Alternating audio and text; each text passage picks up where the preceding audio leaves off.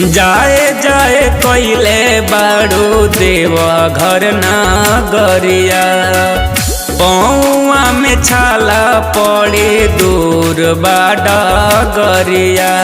कोनो बात नहीं खे, भोला बाबा सब संभाल ली हैं। जाए जाए कोइले बाड़ू देवा घर नागरिया पौआ में छाला पड़े दूर बाड़ा गरिया।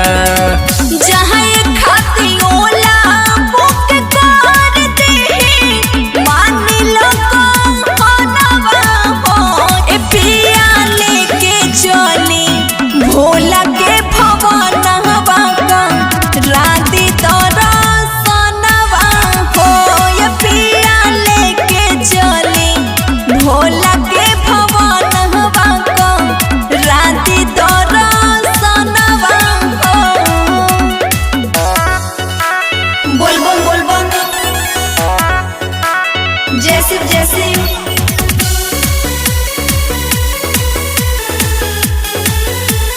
हर हर महादेव।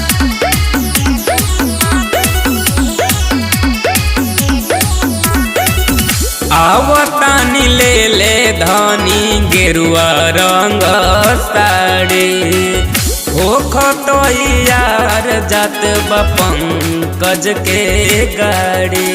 हम तो कब से रेडी बानी, रहुओ रेडी होगी ना।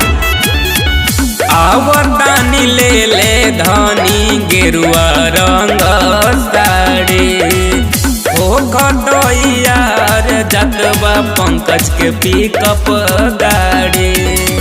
कबरिया ड्राइवर संग जात बाटे देवरु चंदनवा हो ये पिया लेके चली भोला के भवनवा को राती दर्शनवा हो ये पिया लेके चली भोला के भवनवा को राती दर्शनवा हो।